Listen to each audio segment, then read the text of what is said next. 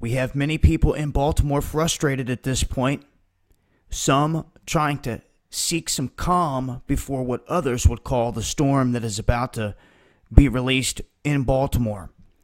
There's already reports on social media left and right from all kinds of different people saying that the Baltimore riots are about to begin, that it's about to explode again. Left and right, we're seeing this, and many people rightfully upset. Now, does this call for people burning down buildings and everything else, destroying their own city? No. What you need to do is think strategically, and if you're going to gather en masse, do it wisely. Remember, the power is in your numbers and the politics that we address. You need to bring up these issues en masse, prove a point, instead of just giving them a reason to try and crack down on you, and then ultimately try and stop you from gathering en masse altogether, like we're seeing them do in Cleveland, in Philadelphia, all these different places. If you want to march or anything, they're cutting it down to this small little area for a limited amount of time, and even saying you have to have permits to exercise your right of free speech. This is happening in this country on a daily basis.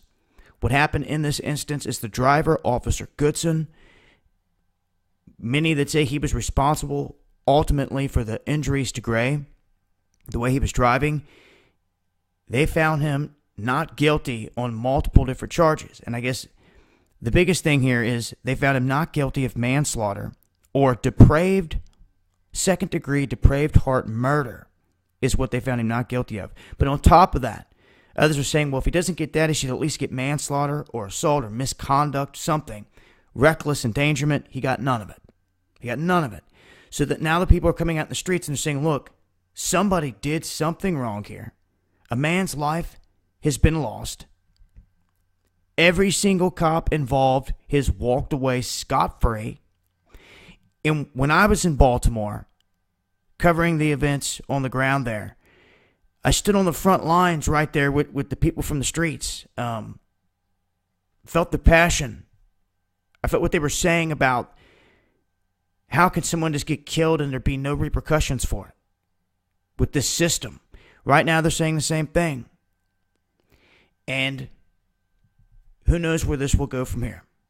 I will say this, if it does look like protests are going to pick up en masse, we have some good cats on the ground in Baltimore, and if some of you out there are able to stream any kind of events, anything going down, let me know.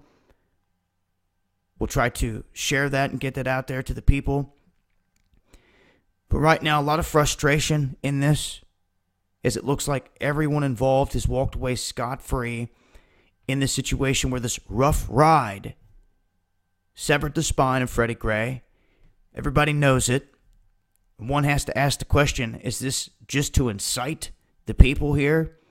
Makes me wonder, because somebody should have got some kind of misconduct out of this whole thing when a man lost his life. And it was pretty obvious it was a rough ride.